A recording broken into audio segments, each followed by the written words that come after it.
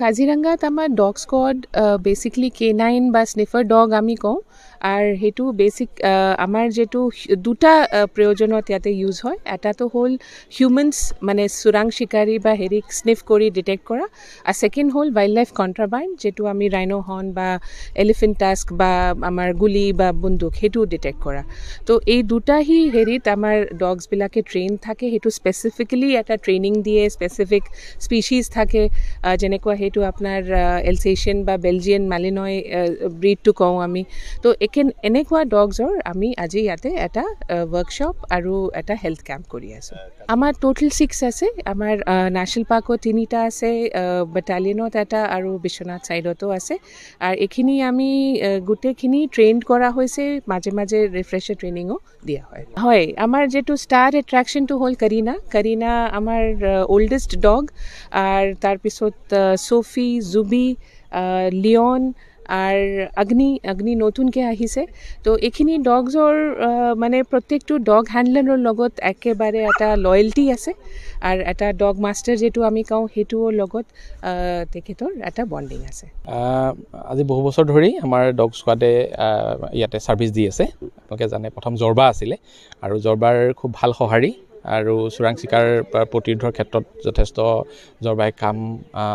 আগবঢ়ালে তাৰ পিছতে আমাৰ ডগ স্কোৱাড অলপ এক্সপান্ড কৰি পেলাই এতিয়া ইয়াতে আমাৰ প্ৰায় 4টা ডগ স্কোৱাড ইয়াতে আছে আৰু আমাৰ অসমত গড় থকা যিখিনি মানে বনাঞ্চল আছে বনাঞ্চলৰ আমাৰ ফালৰ পৰা সেইখিনি সাৰ্ভিস দিয়া হৈ আছে আমাৰ বেলেগ বেলেগ স্কোৱাডত যেনেকৈ কাজিৰঙাত আছে তাৰ উপৰি আমাৰ ওৰাঙত আছে মানাহত আছে তাৰ পৰা পবিতৰাত আছে গতিকে কেউখন বনাঞ্চলতে আমাৰ ফালৰ পৰা সাৰ্ভিস দি থকাৰ লগতে এজন অভিজ্ঞ হ্যান্ডলাৰ একোজনো প্ৰত্যেকটো ডগৰ লগতে আছে চোৰাং চিকাৰৰ বিৰুদ্ধে আচলতে টিমটো যেতিয়া চোৰাং চিকাৰৰ বিৰুদ্ধে যায়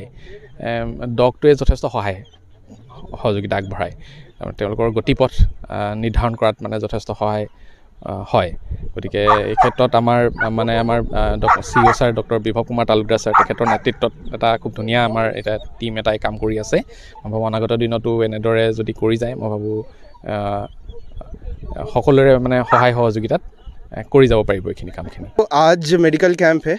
और उसके बाद 2 दिन का रिफ्रेशर ट्रेनिंग कोर्स है जहाँ पे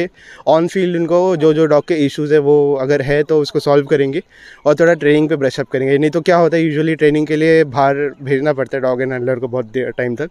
तो उसका टाइमिंग एंड एफर्ट कम करने के लिए हमने ऑन फील्ड रखा है ये सो पोचर का ऐसा होता है कि